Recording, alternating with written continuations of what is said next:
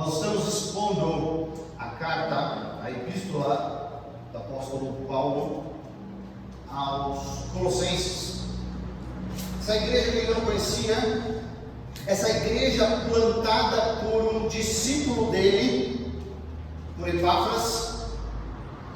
Porém, algo terrível estava acontecendo ali naquela igreja, uma mistura de heresias corrosivas, difíceis até de entender a origem, de como tirar, de como solucionar. E o apóstolo Paulo, inspirado pelo Espírito Santo de Deus, conduzido pelo nosso próprio Deus, ele vai por um outro caminho de redefinir, realinhar e recomeçar aquelas coisas, e principalmente sobre quem era Jesus Cristo e qual era a sua importância, a sua centralidade em relação à igreja, em relação a essa época diferente que eles estavam começando a viver. Não era mais o judaísmo, não era mais o farisaísmo, não era mais essa dispensação, esse momento onde era levado dessa maneira o tratar de Deus. Eles, de nenhuma maneira, eles negavam a importância de Jesus, eles só diminuíam. E hoje a gente vai ver que Jesus Cristo é sim o cabeça da igreja. Pior do que negar a Jesus é esse tipo de heresia que é encontrada ali em Colossos. É diminuir e trazer ele a um ponto comum, onde ele era apenas mais um. Ele era uma das possibilidades. Uau, que legal, nós soubemos o que aconteceu lá na Palestina, soubemos o que aconteceu com Jesus Cristo lá, muito bom, mas soubemos de um outro ali em Atenas, e um outro ali em Roma, e um outro lá, e todos esses apontam para a divindade. Será que juntando todos esses nós podemos alcançar o divino? Nos acercarmos a Deus? Ou, pior ainda, aos deuses? Essa era a dificuldade. Diminuir Jesus Cristo, o trabalho dele, a sua pessoa, a sua obra. Nós não encontramos em nenhum outro parágrafo do Novo Testamento algo tão condensado, algo tão com tanta teologia acerca de Jesus Cristo como aqui, como se fosse um grande xarope para você fazer um bom suco. Às vezes você precisa pôr um pouquinho só, e precisa diluir, e diluir, e diluir. Por isso que nós estamos indo de quase versículo a versículo, é verdade? Porque tem tanta informação aqui, gente, tanta informação nesse parágrafo, só para provar, para mostrar que Jesus, ele é supremo, ele é superior, ele é único, ele não é um caminho, ele é o caminho. Ele não é uma possibilidade, ele é a única possibilidade. Que não são todos os caminhos que levam a Deus, é somente Jesus Cristo que leva a Deus. Esse é o ponto, essa é a dificuldade. E apesar de estar falando do contexto de Colossos, parece que a gente está falando dos nossos dias, né? Parece que a gente está falando dos nossos colegas de trabalho, parece que a gente está falando da nossa família, parece que a gente está falando da conversa que nós teríamos numa faculdade, num colégio, onde nós e vai somando, e aí vem. E nós, como brasileiros, a gente gosta de juntar. Isso tem um nome, chama sincretismo. A gente quer daqui, vem de lá, e se isso é bom, e se isso aqui é saboroso daqui, é pimenta de lá, e é orixá, e daqui a pouco é tudo junto. E a pessoa tem tudo isso. E Jesus? Quem que é essa pessoa? Afinal, quem é Jesus?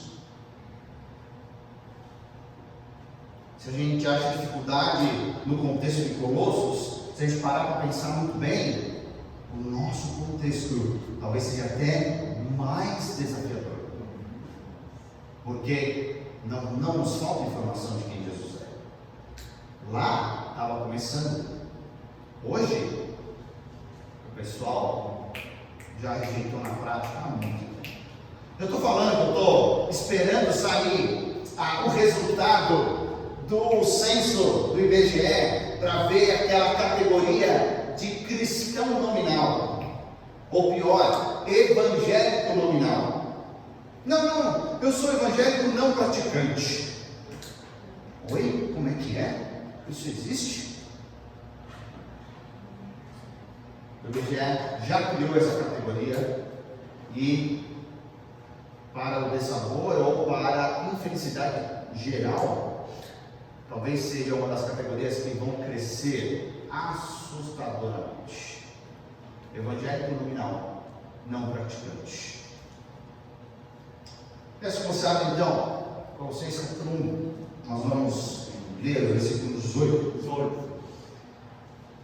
Colossenses capítulo 1, versículo número 18.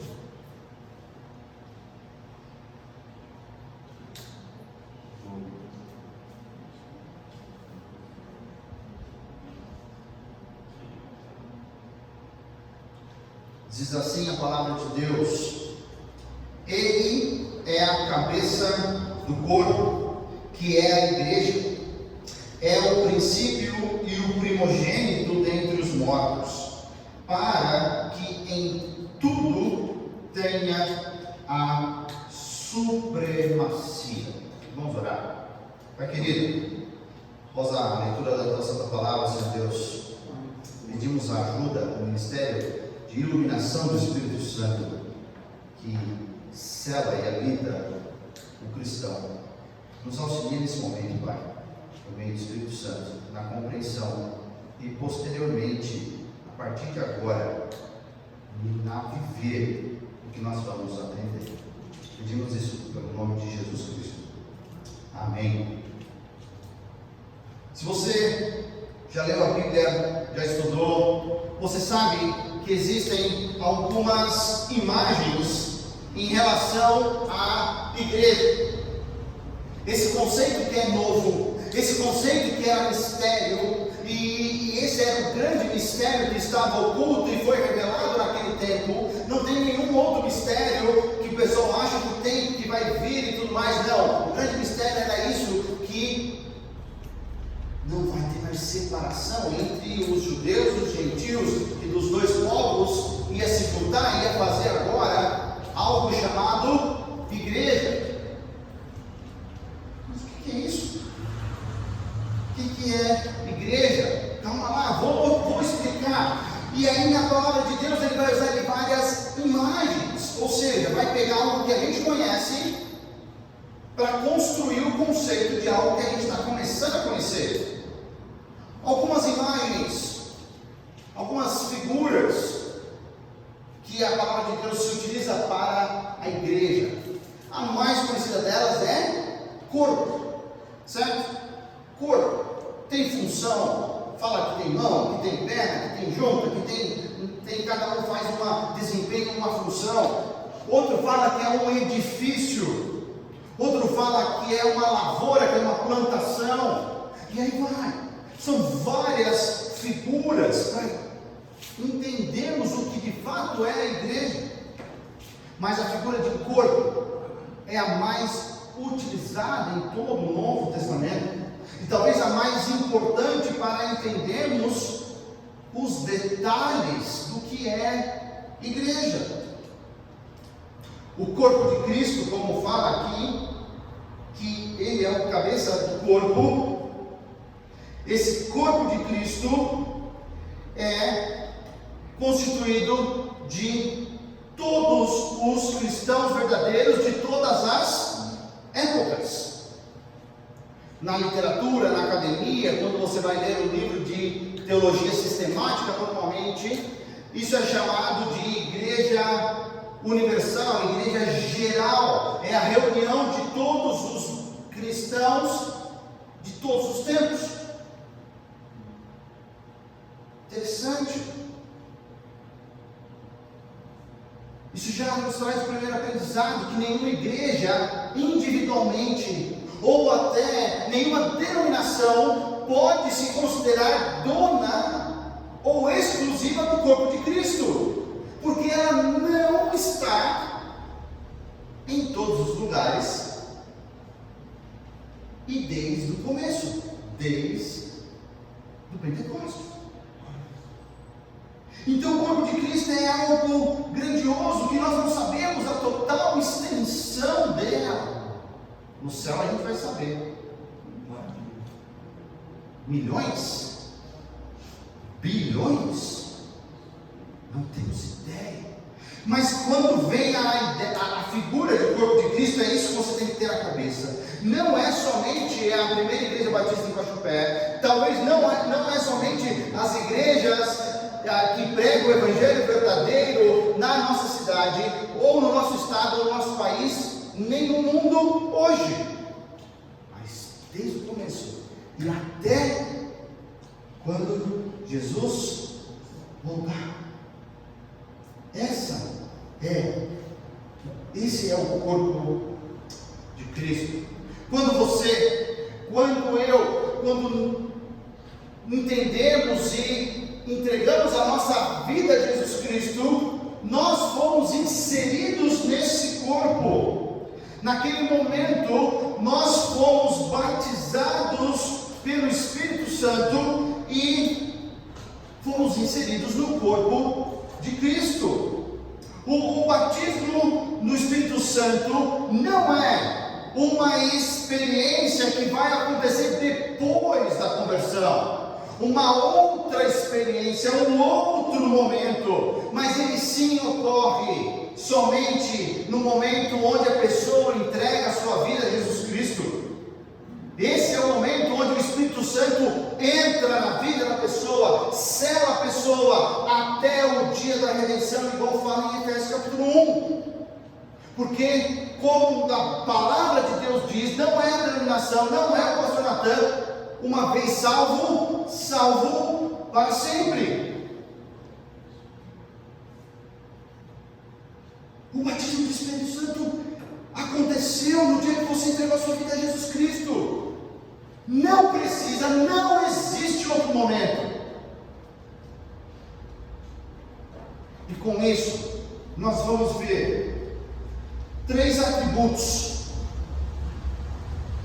de Jesus Cristo com relação à igreja. E o primeiro não é diferente do nosso título de hoje. Ele é o cabeça, ele é o início, ele é a parte pensante do corpo. Então não sou eu, então não somos nós, então não é uma denominação, um líder mundial que é o cabeça. Não, é Jesus Cristo. Ele é o cabeça. Quando esse termo na língua original, ele traz a ideia, tem 2 ideias paralelas que vão se complementar. A primeira ideia se refere à fonte, à origem, de onde vem. Então, quando se fala que ele é o cabeça, traz essa ideia de anterioridade. A segunda ideia traz essa ideia de ser o líder, ou governante, ou número 1. O pessoal diz aí, o 01.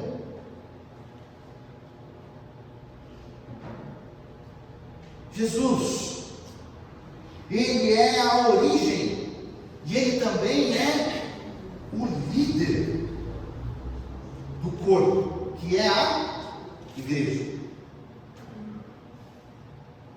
Não é mais ninguém, não é nenhum apóstolo, não é nenhuma declaração, não é ninguém depois, é o próprio Jesus Cristo. Ele é o princípio, ou seja, ele é aquele que dá a origem para a igreja. Esse Jesus, qualquer nome que a gente vai utilizar aqui, vai dar esse atributo a ele, da sua superioridade. Lembra, o problema é que o pessoal estava igualando Jesus com os outros. Não. Jesus não é igual aos outros. Ele está muito acima dos outros. Muito acima. Não dá para igualar. E olha as coisas que nós ganhamos, ou as coisas que Jesus faz por nós como cabeça.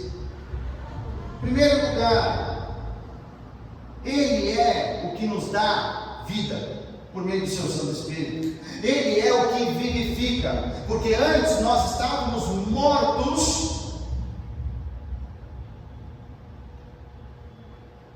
nas trevas. Lembra que nós vimos no versículo 13: pois Ele nos resgatou do domínio das trevas e nos transportou para o reino do seu Filho amado. Ele nos dá vida, porque nós estávamos mortos nos nossos pecados. Ele foi lá e pegou a gente. Ele nos deu vida. Segundo lugar, Ele nos dá um presente. Esse presente chama dom espiritual. É uma capacitação sobrenatural para você servir na igreja. Querido, dom não é para usar na sua casa, não é para usar no seu trabalho, não é para usar na escola. Dom é para usar única e exclusivamente na igreja. Ele vai te capacitar de uma maneira diferente, de uma maneira que só Ele faz, para você utilizar somente no crescimento da igreja. Isso é um dom. Te deu vida, te deu dom. Para quê? Para você servir aonde for necessário. Morto serve? Não. Pessoa que não tem habilidade serve? Você está vivo e você tem habilidade, e agora é para você fazer o quê? Servir. Sabe qual é a nossa dificuldade? A gente tem tudo e fica sentado. A gente tem tudo, ganhou tudo que precisava para servir e servir cada dia mais, e a gente gosta de ficar sentado. Como dizia o pessoal, esquentando o banco, só que agora a gente tem cadeira, né? Ele faz isso. Esse processo de benefícios, de presentes que Jesus, o cabeça da igreja, nos dá, é para servir, é para ir além. Mas não para por aí. Jesus, por meio da sua santa palavra, pelo seu lavar regenerador, Ele vai nos nutrindo e vai nos purificando a cada dia. Vai dando vitamina, vai dando ração. Tá bom, arroz e feijão. Vai dando mistura, churrasco, feijoada. Depende da tua musculatura espiritual. Porque lembra o problema lá de Corinto? Era que o pessoal está comendo feijoada espiritual, mas o pessoal preferia tomar leitinho. Não estava preparado. Era para estar evoluído espiritualmente,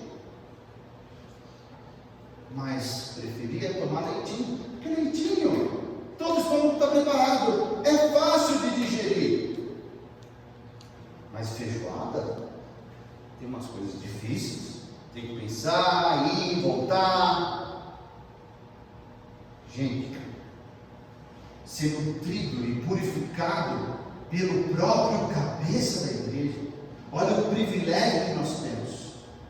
Não é por alguém numa hierarquia um pouquinho superior a nós. Não é alguém assim, um subalterno, não. É pelo dono, é pelo cabeça, pelo nosso Senhor, é pelo nosso Salvador, como é a cruz. É direto. Ele.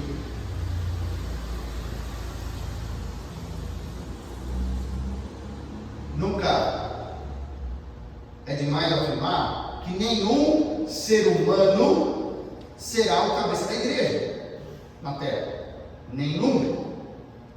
Por mais que afirmem que são primos inter pares, por mais que afirmem infabilidade, por mais que bulas sejam escritas, nenhum ser humano é o cabeça da igreja. Só Jesus Cristo. Isso é exclusivo de Jesus. E como a gente gosta, né? Uma vez, num grupo de discipulado, eu tive que responder essa pergunta: quem é o Papa da Igreja Batista? Que a pessoa quer ter um referencial, ela quer saber quem é o 01, quem é. Falei, bom, deve ter sido eleito por alguém nesse mandato. Como assim mandato? Eleição? É, tudo por eleição.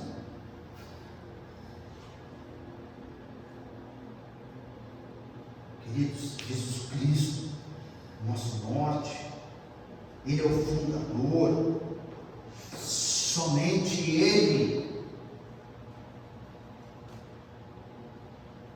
E esse um só corpo, como afirma Efésios capítulo 4, desde o início da igreja até quando Jesus levar a igreja para o casamento do noivo com a noiva, né? Eu brinco aí com os marmanjos, quero ver você de noiva, né? A gente brinca aí, todo mundo vai virar noiva, né? Noiva de Jesus. A igreja toda, todos os cristãos de todos os tempos, a noiva de Cristo, na bodas do Cordeiro, bodas, festa, casamento, lá no céu. Olha só, que momento especial. Mas, queridos, algo é muito importante e essencial dizer que o fato da gente já pertencer a essa igreja geral não tira nenhuma responsabilidade sua e obrigação de você sim pertencer a uma igreja local. Qual é a definição de igreja local? É uma igreja onde você consegue definir no espaço de tempo e numa geografia. Ou seja, é a primeira igreja batista em Guaxupé. Porque em Guaxupé, no ano 1200, ela não existia. No ano 1700, Guaxupé não existia. Em 1950, Guaxupé existia, mas a primeira igreja batista não existia. Por isso que igreja local ela é definida em relação a tempo e geografia, porque nós estamos falando de uma igreja em Guaxupé, nessa cidade. Isso chama igreja local, essa é a definição de igreja local. Então, você foi inserido no momento onde o Espírito Santo entrou em você, onde você foi batizado pelo Espírito Santo, na igreja geral. Mas você é cristão verdadeiro, tem a obrigação de fazer parte de uma igreja local. Você tem a obrigação de ser membro de uma igreja local e fazer a diferença nessa igreja local e servir nessa igreja local e contribuir nessa igreja local.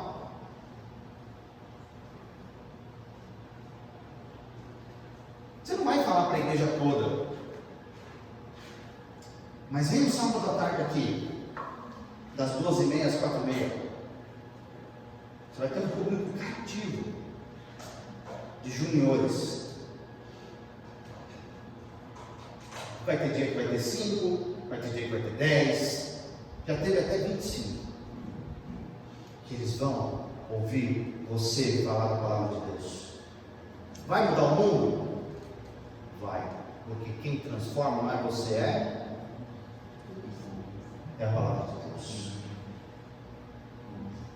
Vale a pena. Vale a pena. O esforço vale a pena, gente.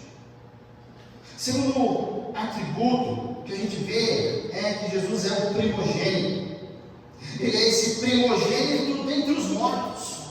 Que interessante, quando a gente lembra da palavra primogênito, o primeiro a nascer, a gente vai lembrar de um bebê. Ele está usando essa palavra junto com morte.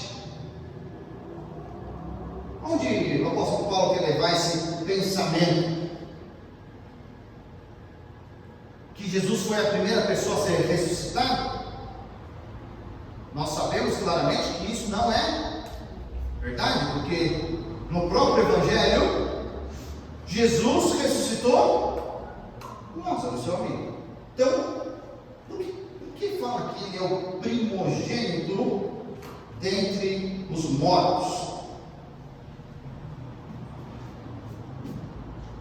Porque Jesus é a pessoa mais importante, como nós vimos na semana passada, dentre todas aquelas que ressuscitaram. Isso é ser o primogênito. Por causa da ressurreição de Jesus, eu e você podemos confiar que nós seremos um dia também ressurretos. Por causa da ressurreição dele. Por isso que ele é o primogênito. Conceitos opostos. Primeiro a nascer, primeiro a morrer. Do que ele está falando? Ele está trazendo o conceito que o Filho de Deus, na verdade, foi gerado na glória da sua ressurreição. A sua eternidade ali foi demonstrada quando ele ressurge ao terceiro dia, naquele domingo pela manhã. Essa é a diferença. A nossa esperança de um dia passar pelo mesmo processo está aqui. Por isso que ele é o primogênito. Ele é o mais importante.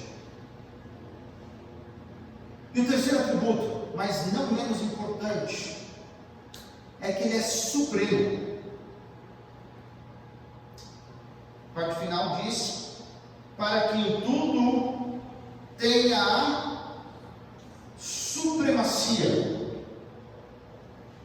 Esse termo tem sido usado de muitas maneiras e até na América do Norte é difícil por causa de questões de lutas raciais, como movimentos de supremacia branca. Eles usam esse termo de maneira ruim e às vezes pode trazer uma outra conotação a nós.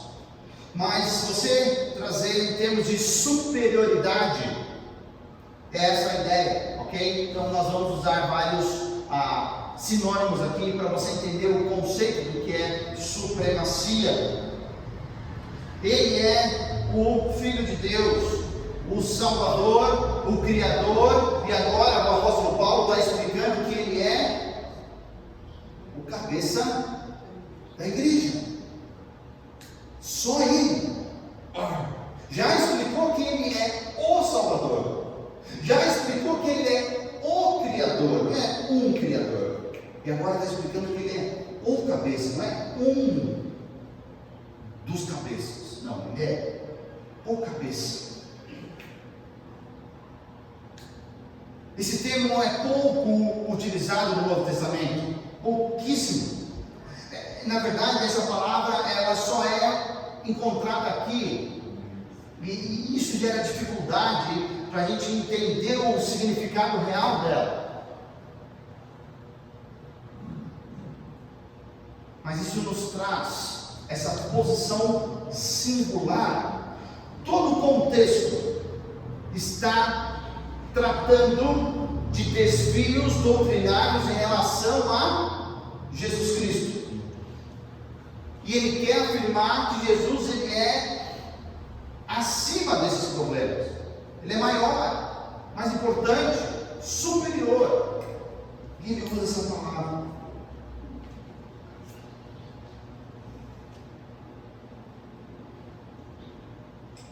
O ano era 1893. Na cidade de Chicago, nos Estados Unidos, foi realizada a Feira Mundial. Um outro nome para essa Feira Mundial também ficou conhecido como Exposição Universal de 1893.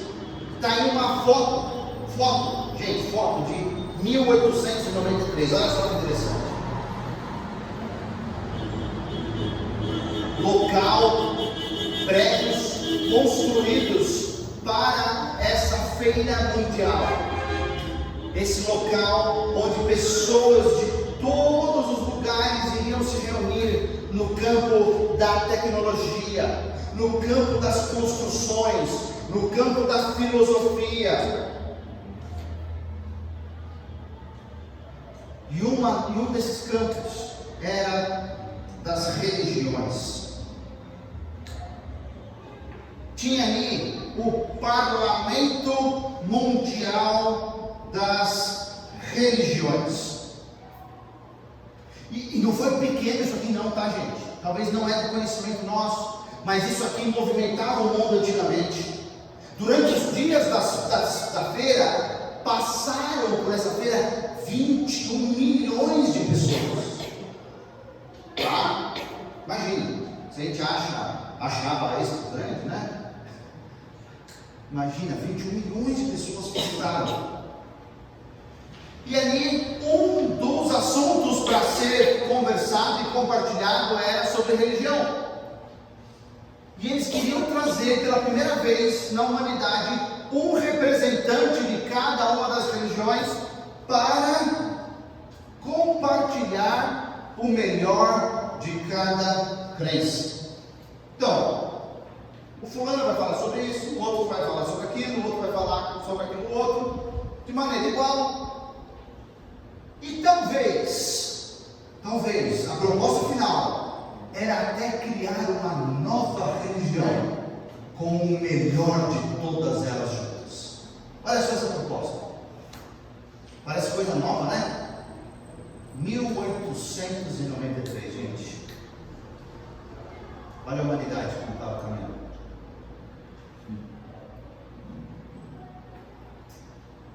Chicago, essa cidade norte-americana, tinha um evangelista muito conhecido mesmo, chama Moody. E ele gostava era de pregar o evangelho onde falava que não podia.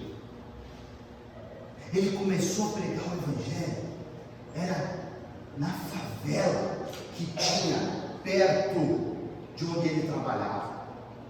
E ele começou a fazer escola bíblica dominical com as crianças ali, onde tinham dificuldade. Era disso que ele queria, pessoas que não iriam ao evangelho de maneira fácil. Esse era Moody. E quando ele soube do Parlamento Mundial das Religiões, Moody falou: eu tenho que estar lá, porque vão falar de todas as religiões, vão falar de todas essas besteiras,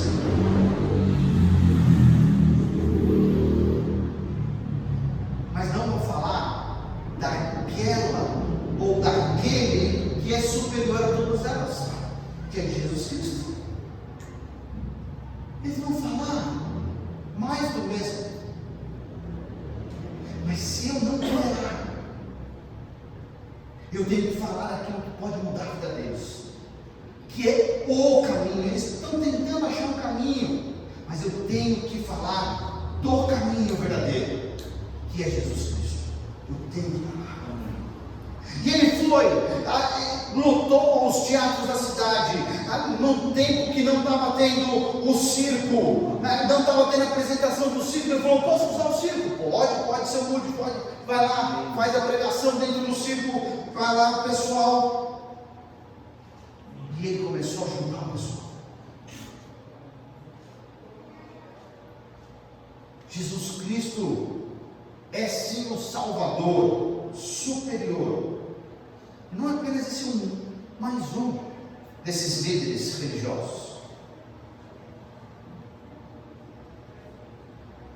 Se você conhece a história do cristianismo e a história moderna do cristianismo em termos de campanhas evangelísticas, talvez essa tenha sido uma das maiores campanhas de todos os tempos.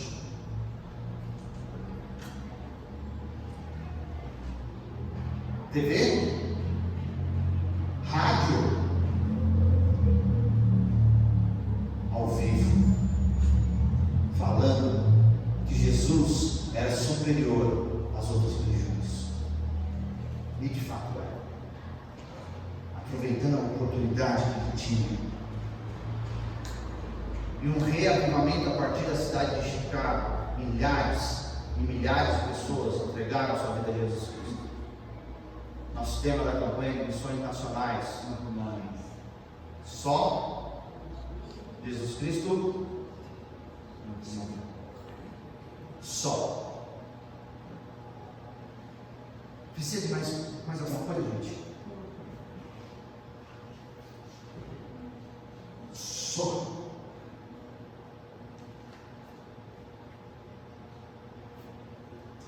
Os falsos mestres, eles entendem que eles não podem falar isso, porque se eles falarem, eles vão dar a liberdade ao povo. Eles não vão mais se prender a eles, porque quando eles falam que Jesus pode ser, talvez seja, eles falam assim: mas eu preciso de saber mais. Será que é? Será que não é? Será que eu tenho que ter com certeza? Não, volte aqui, eu preciso te falar mais. Não, isso é medo. Na verdade, isso é uma grande mentira desses falsos mestres, que não quer abrir a Bíblia e mostrar que tem como dar segurança da salvação ao povo.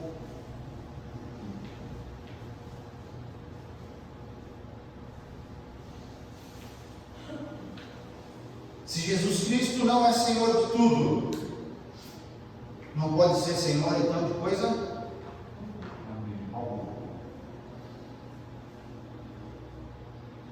Não sei quem me disse essa frase, eu não consegui. Essa citação não é minha. Se Jesus Cristo não é Senhor de tudo, então Ele não pode ser Senhor de coisa alguma. Nós vimos então nos últimos domingos que Ele é o Salvador, não é um.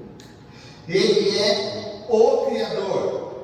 E hoje nós vemos que Ele é o cabeça. Olha só o relacionamento que isso cria. Quem que precisa de Salvador? Lembra que a gente falou? Pecadores. Se eu tenho um Criador, do outro lado eu tenho que ter o quê?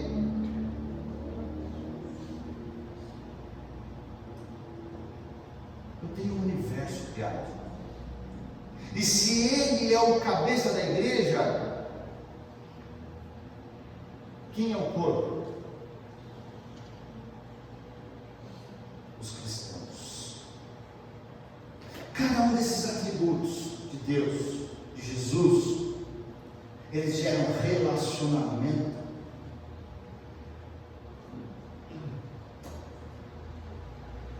E a gente pegou bem forte nesse dia, falando que se você não começar a compartilhar o Evangelho falando que a pessoa é pecadora, você pode falar o que você quiser. Porque somente o pecador precisa de um Salvador. Pode ser um amigão, pode ser uma pessoa legal, Jesus pode ser qualquer outra coisa, mas não vai ser o principal, não vai ser o Salvador da vida dela. Um ótimo exemplo, um carro sendo iluminado, pode chamar o que for, mas ele não vai ser o Salvador da vida daquelas pessoas. Algumas perguntas para a gente pensar nesse texto. Será que de fato eu creio que Jesus Cristo, Ele é a origem e o líder da igreja? Ou ainda corro atrás de líderes famosos, de pessoas de destaque, o que falou ciclano, o que falou fulano, ou o que a Bíblia diz?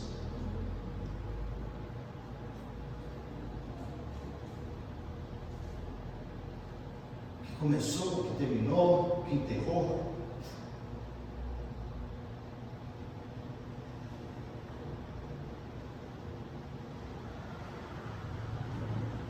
Próxima pergunta. Eu entendo que como um cristão, uma pessoa que já entregou a sua vida a Jesus Cristo, eu tenho a responsabilidade de ser membro de uma igreja local. Igreja local, tempo e geografia, certo? Tenho essa responsabilidade. Então, se eu sou membro da igreja geral, eu tenho que ser membro de uma igreja local, porque foi por causa disso aqui que Jesus Cristo morreu.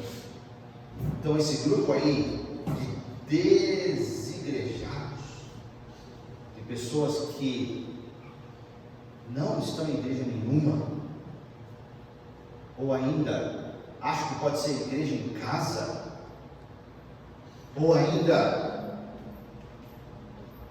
evangélico não praticante, na Bíblia isso não existe. Pode existir para o IBGE, para outras pessoas, mas isso na Bíblia não existe. Isso é uma responsabilidade de cada cristão, ser membro de uma igreja local, ter essa sua membresia atuante, servindo com alegria, e estar fazendo nos ministérios, e estar servindo ao nosso Deus. Terceiro, eu já entreguei tudo ao Senhor Jesus?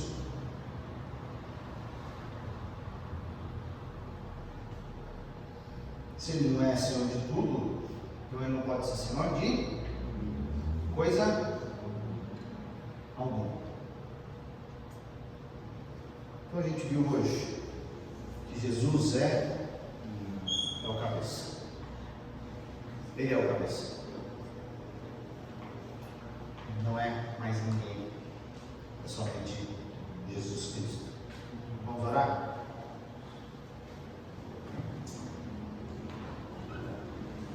Pai querido, queremos seguir de cabeça de Jesus Cristo. Queremos ser um corpo obediente, saudável, crescente, um corpo, Senhor, que de fato vai seguir tudo aquilo que o Senhor tem ordenado por meio da Tua palavra. Ajude a cada um dos membros.